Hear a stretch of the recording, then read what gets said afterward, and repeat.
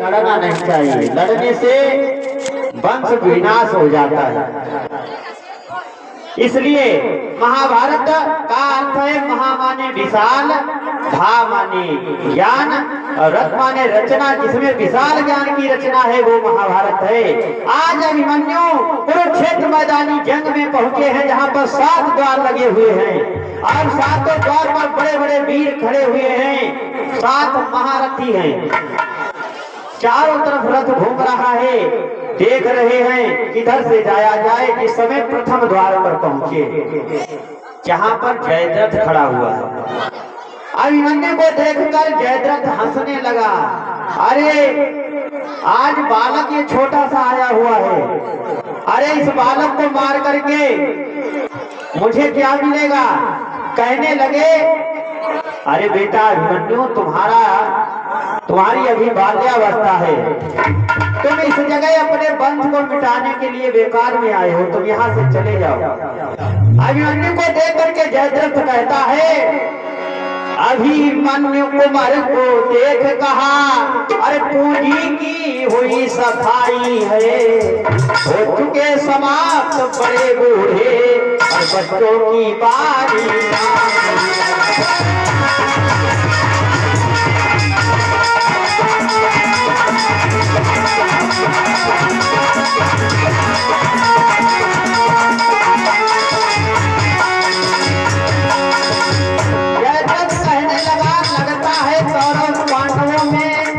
अब कोई योद्धा नहीं रहा है, जो बच्चों की बारी आ गई है।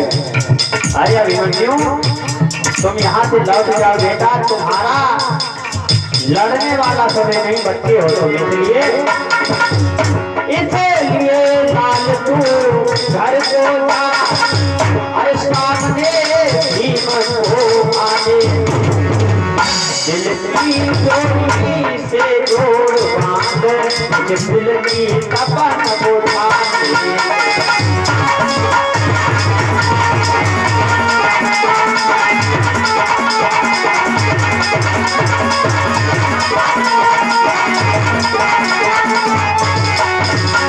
अरे बेटा अभिमन्यु, तुम घर के लिए जाओ, आज पार्थ नहीं है तो तुम कहाँ चले आए? क्या कोई योद्धा नहीं रहा? आज पार्थ के बिना कोई नहीं। क्यों?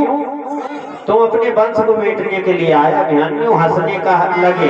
अरे कहने लगे, तुम बातें मत करो, युद्ध में बातें नहीं की जाती हैं। क्षत्रिय अपना कर्तव्य दिखाते हैं, अपने बल का परीक्षण देते हैं। सुशील भैया के द्वारा 50 मुद्राएं, 100 रुपया शिवानंद, और शिवानंद भैया के द्वारा 100 मुद्राओं का दान किया जाता है। भोले बाबा भंडार रहते हैं। जयद्रथ कहने लगा, तुम मुझसे ज्यादा बात मत करो, वरना तुम्हारी अभी इस वेदी पे बलिदानी हो जाएगी। किसी पांडव को मारने से पहले मैं तुम्हें मृत्यु के घाट उतार दूंगा। अभिमन्यु कहने लगे, तो बात क्यों करते हो? ये कहकर अभिमन्यु ने खींची जहां कमान, और जयद्रथ बरसाने लगा बरसा के से।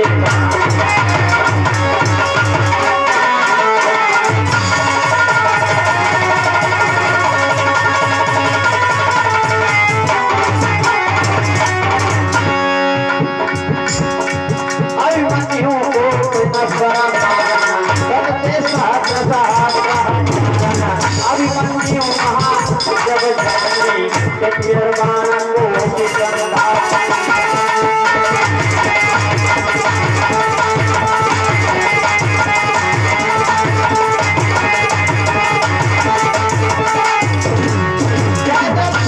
झड़ी लगाने लगा तो अभिमन्यु ने तरकस से बाण निकाला, चलाया। 1 से 2, 2 से 4, 4 से 10, 20, 100, 1000 लाखों की वर्षाएं होने लगी। अंत में क्या हुआ? जब अभिमन्यु के द्वारा जयद्रथ का धनुष टूट करके गिर जाता है तो दोनों लड़ने लगे हैं, हाथापाई होने लगे। आखिर जयद्रथ को अभिमन्यु ने बेहोश कर दिया। उसको वहीं पर छोड़ करके अभिमन्यु अंदर प्रवेश करते, यानी प्रथम द्वार को तोड़ दिया। पहले द्वार को तोड़ करके अभिमन्यु ने अंदर के लिए प्रवेश किया तो उस समय द्रोणाचार्य जी का सामना होता है। द्रोणाचार्य ने देखा, कहा बेटा अभिमन्यु तुम यहाँ क्या करने आए हो? अभिमन्यु ने कहा, सारा जाल बिछा करके हमसे पूछते हो क्या करने आए? आज हमारे पिताजी अर्जुन के ना होने पर चक्रव्यूह की तुमने रचना की, जानते हुए ये भी कि हमारे पिता अर्जुन के अलावा चक्रव्यूह का भेदन करना कोई नहीं जानता, इसलिए आज चक्रव्यूह तोड़ने मैं आया। द्रोणाचार्य ने कहा, बेटा घर के लिए चले जाओ। हे विधाता, क्या मेरे हाथों इस बालक का संहार होगा? लाडले, तो वापस चले जाओ, अपनी मृत्यु को स्वयं आवाहन मत दो। जैसे कहा मृत्यु के लिए आवाहन मत दो, अभिमन्यु कहने लगे, युद्ध में मृत्यु के लिए भय वो खाते हैं जो कायर कहलाते हैं। हे आचार्य, तुम मेरे सामने से हट जाओ, अगर करना है तो युद्ध करो, वरना मेरे सामने से हट जाओ। मैं भी अपनी इस छोटी धनुई से गुरु हत्या करना नहीं चाहता हूँ। आखिर द्रोणाचार्य को आगे से हटना पड़ा। अभिमन्यु आगे बढ़ते हुए तीसरे द्वार पर पहुंचे। जयद्रथ आज दुशासन से सामना हुआ, दुर्योधन के छोटे भाई से। दुशासन ने देखा जैसे ही अभिमन्यु को आते हुए, तो कहने लगा, आज वो बजरंगबली नहीं नजर आओ जिनको झंडा फहरा चलाता है, यानी अर्जुन, आज उसके बदले में एक छोटा सा बालक नजर आ रहा है। अरे बेटा अभिमन्यु, तुम्हें नहीं मालूम युद्ध के मैदान में बच्चों का कोई काम नहीं होता, यहाँ खेल नहीं है, तो संग्राम भूमि है, इसलिए तुम घर के लिए वापस चले जाओ। अभिमन्यु ने कहा के हरि पूत ने वो कायर छल धाम, हमसे छल करना चाहते हो, इसलिए हम युद्ध से नहीं डरते हैं। अरे युद्ध से वो डरते हैं जो कायर कहलाते हैं। जय दुशासन ने कहा, बेटा मैं तुम्हें मारना नहीं चाहता हूँ, घर चले जाओ, मैं तुम्हें प्राणदान देता हूँ। जय दुशासन से अभिमन्यु ने कहा, अबला के बाल पकड़ने में निर्दयी दया नहीं आई थी। जिस समय द्रौपदी के केसों को पकड़ा उस समय दया नहीं आई, आज दया दिखा रहे हो। हमसे आगे बढ़कर के युद्ध करो, या युद्ध करने की तुम्हें क्षमता नहीं। दुशासन को 10,000 हाथियों की ताकत है। दुशासन ने क्रोध कर किया वीर परवार, किंतु कायक हो गया धनुष बाण बेकार। ऐसे ही दुशासन ने वार किया अभिमन्यु के द्वारा बाण से, दुशासन का धनुष खराब हो जाता है। अब तो दोनों लड़ने लगे हैं, मल्ल युद्ध होने लगा। आखिर मल्ल युद्ध में अभिमन्यु ने रथ से उतर करके उस दुशासन को बेहोश कर दिया, सीने पर चढ़ गए, मारना चाहा। याद आ गई हस्तिनापुर की वो बात जो हमारे चाचा भीमसेन ने प्रण किया था, इसकी छाती को फाड़ करके मैं रक्त पी जाऊंगा, पांचाली द्रौपदी के केसों को धुलवाऊंगा। छोड़ दिया, ये तो हमारे चाचा का शिकार है। और आगे बढ़ते हैं, मार तार करके घमासान युद्ध करते हुए अभिमन्यु जा रहे। जो भी सामने आता है उसे बाणों से सारे शरीर को भेदन कर देते हैं, ललकारे लगा रहे हैं अभिमन्यु। तब तक सामने आ गया है दुर्योधन का पुत्र जिसका नाम है लक्ष्मण। लक्ष्मण और अभिमन्यु में बहुत ही ज्यादा प्रगाढ़ प्रेम था। जिस समय लक्ष्मण ने सुना आज अभिमन्यु कुरुक्षेत्र सम्रांगण में चक्रव्यूह रचना में गए हैं, अवश्य मारे जाएंगे, इतना प्रेम करता था। मैं जाकर के उसे रोकूंगा। आज पहुंचे हैं लक्ष्मण सामने और जाकर के कहने लगे, ऐ वीर, तुम इन बूढ़े बूढ़ों से क्या लड़ते हो, हमसे लड़ो। जैसे हम हैं वैसे तुम हो, हमारा तुम्हारा आज जोड़ होगा। बाजी है बूढ़े बूढ़ों की, बच्चा बच्चा की ही धुन है, आज हमारी तुम्हारी धुन है। देखते हैं आज अर्जुन का खून गर्म है या दुर्योधन का। होने लगा है दोनों में युद्ध।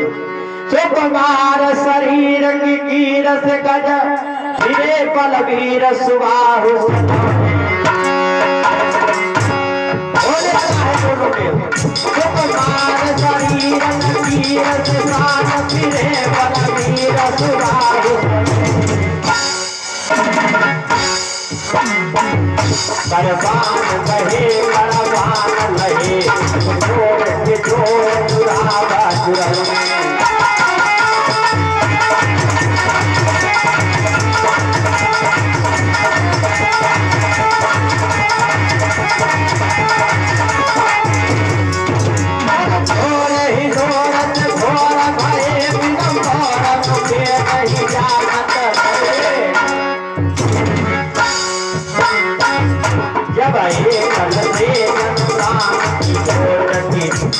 है बड़राज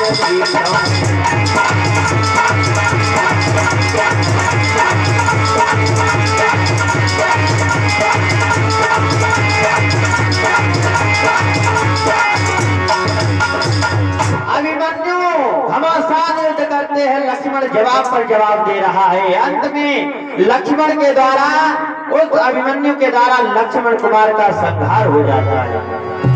आगे बढ़ते हुए अभिमन्यु जा रहे हैं, घमासान युद्ध कर रहे हैं। कृतवर्मा, अश्वत्थामा, भूरिश्रवा, दुर्योधन, दुशासन सबसे लड़ते हुए जा रहे हैं। पहुंचे हैं कहाँ? जहां पर दुर्योधन खड़ा हुआ है 7वें द्वार पर। दुर्योधन बड़ी भारी सेना को लिए हुए। अरे दुर्योधन संगा सेना भारी और 30,000 छात्र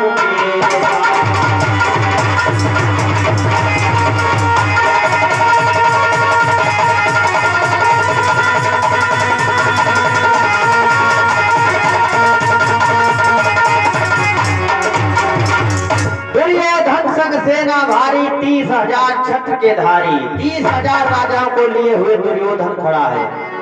अभिमन्यु जैसे ही सम्राटगढ़ में पहुंचे हैं, दुर्योधन ने सभी को सूचना दे दी, इसको घेर करके बालक को मार दिया जाए।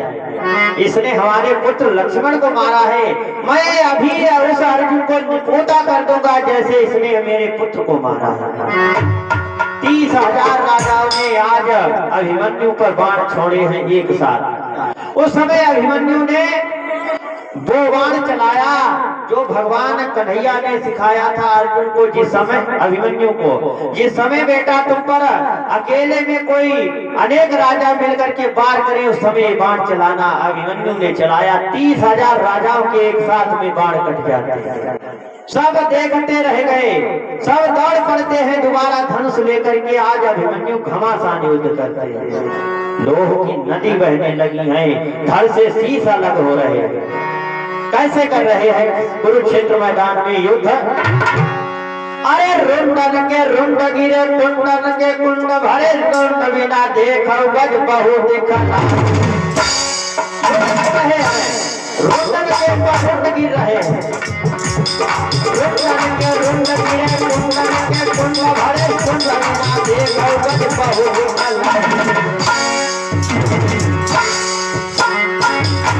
अभिमन्यु कहा तेरी मारो बचाओ तेरी बाज नदी है तुम्हें लड़ते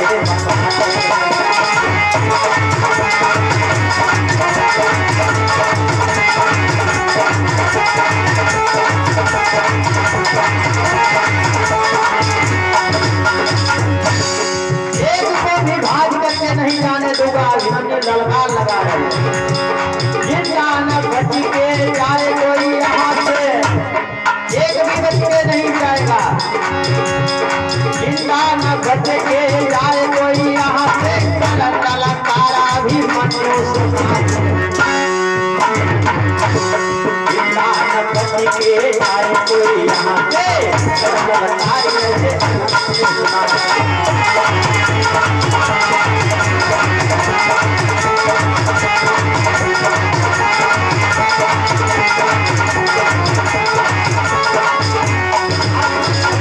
संग्राम कर रहे हैं, सब राजाओं को लोह लुहान कर रहे हैं। ऐसा कोई राजा नहीं है। 7 महारथियों के ऊपर 2-2 बाण सबका कैले दक्षिणा, सबके 2-2 बाण बेच दिए। द्रोणाचार्य के सीने में, दुर्योधन के सीने में, दुशासन के सीने में घमासान भीषण कुहराम मचाए हुए हैं अभिमन्यु। जब ये देखा दुर्योधन ने तुरंत ही सैनिकों को इकट्ठा किया।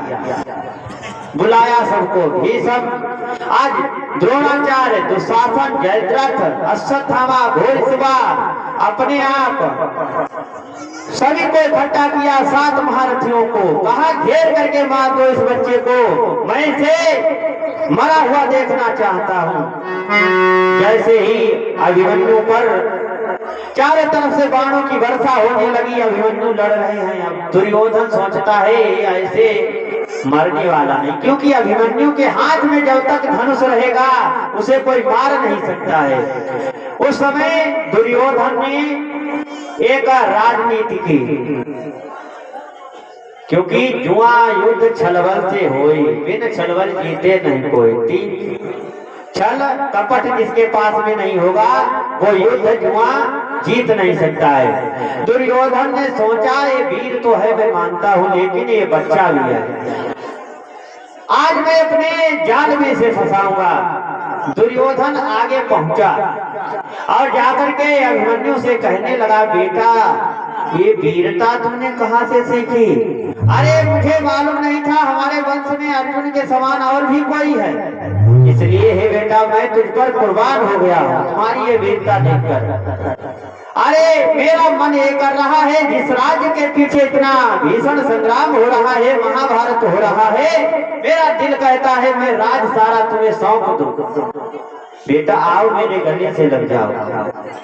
चाल चलने लगा, छल करने लगा दुर्योधन, लेकिन अभिमन्यु अबोध है। अभिमन्यु ने विचार किया, जिस राज्य के लिए अपनों का खून बह रहा है, चलो कम से कम आज तो शांत हो जाएगा। अभिमन्यु चले हैं सीने से लगने के लिए दुर्योधन के पास। उस समय दुर्योधन ने कहा, अरे बेटा वास्तव में अगर सच्चे दिल से आ रहे हो तो इस शस्त्र को लेकर क्यों आ रहे हो? क्यों धनुष तलवार हाथ में है अभिमन्यु के, और जब तक भीष्म पितामह की तरह अभिमन्यु के हाथ में भी शस्त्र रहता कोई मार नहीं सकता था। अभिमन्यु ने शस्त्र अपनी जमीन पर डाल दिए, प्रणाम किया, अब तुम्हारी जरूरत नहीं, क्योंकि हमारे वंश से आज से आपस में प्रेम हो जाएगा, लड़ाई ये जीवन की जो चल रही है वो बुझ जाएगी। अभिमन्यु इस तरह से आगे बढ़ते हैं। उसी समय जब अभिमन्यु आगे बढ़े हैं, दुर्योधन के सीने से लगे, दुर्योधन ने पकड़ लिया कस के, और जितने भी सैनिक उनके साथ में महारथी थे उन सबको बुलाने लगा। अब क्या देख रहे थे, फंस गया है, जल्दी आ जाओ। दौड़ो दौड़ो वीरो दौड़ो, हथियार हाथ धारो धारो, पड़ गया फिर मत करो देर, फंस गया शेर मारो मारो।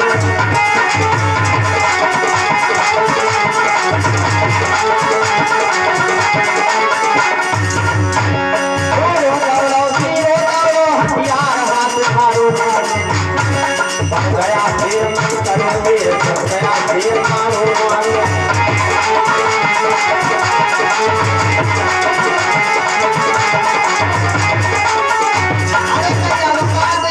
जल्दी आओ, फंस गया शेर। अरे जो अभी तक उपद्रव मचाए हुए था, मारो इसको मारो, सब दौड़ पड़ते हैं। और दुर्योधन कहता है, अरे बालक आप बताओ तुमने क्या समझा था, जीवन की लगी हुई आग ये क्षण मात्र में बुझ जाएगी तुम्हारे कारण?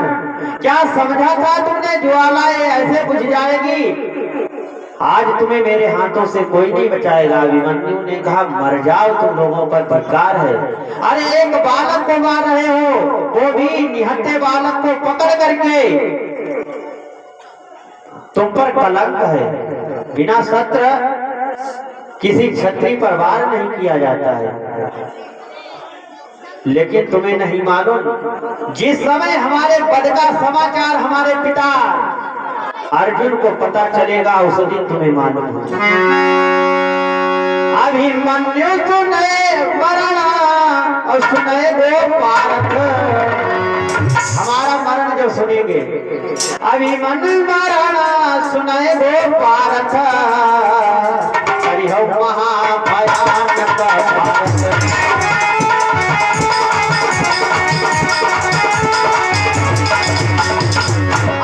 मरण सुने दो पारथ, हरि है महाभयानक भारत। इंद्र वरुण ब्रह्म होय सहायक, कोई नहीं अर्जुन की के साथ।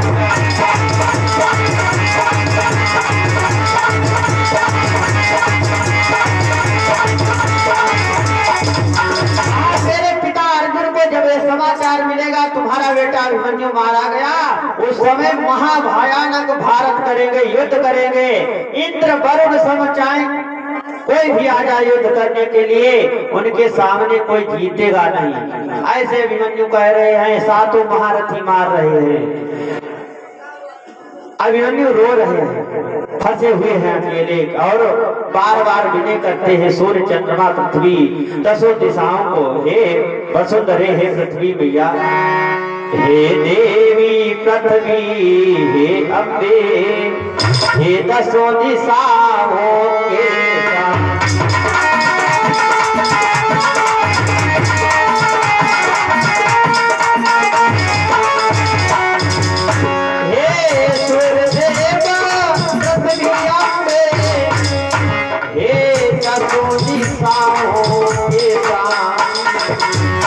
हे पवन नल आकाश पटो, हे सब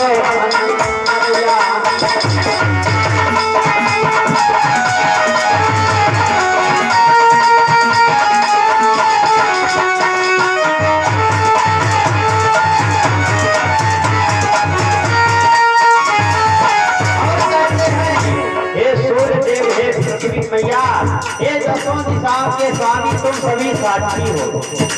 मैं कोई कायरता का काम करके नहीं मर रहा हूँ, मैंने वीरता का काम किया है, लेकिन अफसोस की बात है मुझे निहत्थे और अकेले घेर करके मारा जाता है। लेकिन अपनी माता सुभद्रा के लिए भी कहते हैं, हे तात मातो, हे चचा बंधो, सुकुमार तुम्हारा जाता है, उत्तरा प्रिय अंतिम प्रणाम, श्रृंगार तुम्हारा जाता है।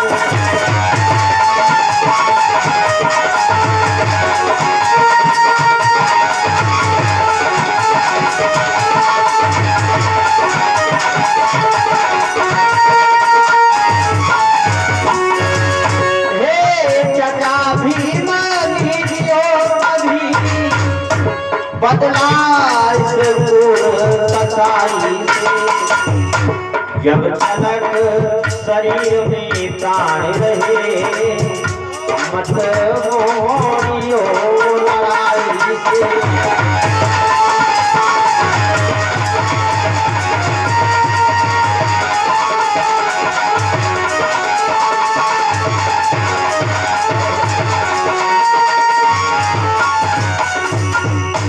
हे गगन देव, हे दसों दिशाओं के स्वामी, तुम सभी साक्षी हो। हे तात मात, हे चाचा, आज तुम्हारा ये सुकुमार अभिमन्यु इस दुनिया से जा रहा है। मैं कोई कायरता का काम करके नहीं जा रहा हूँ, मैंने बहुत युद्ध किया, लेकिन मुझे ये राजनीति नहीं आती थी, मेरे साथ में छल हो रहा है। इसलिए हे चाचा भीम, जब तक तुम्हारे शरीर में प्राण रहे, तुम मुंह से लड़ाई से मुंह मत फेर लेना, बदला जरूर लेना एक दिन इस बेटे अभिमन्यु की मृत्यु का। ओम नाद करते हुए अभिमन्यु का प्राणांत हो जाता है। सभी कौरवों की तरफ आज विजय के डंके बजने लगे, सब शिविर के लिए वापस आते हैं। बोले गोविंद भगवान की, साचे दरबार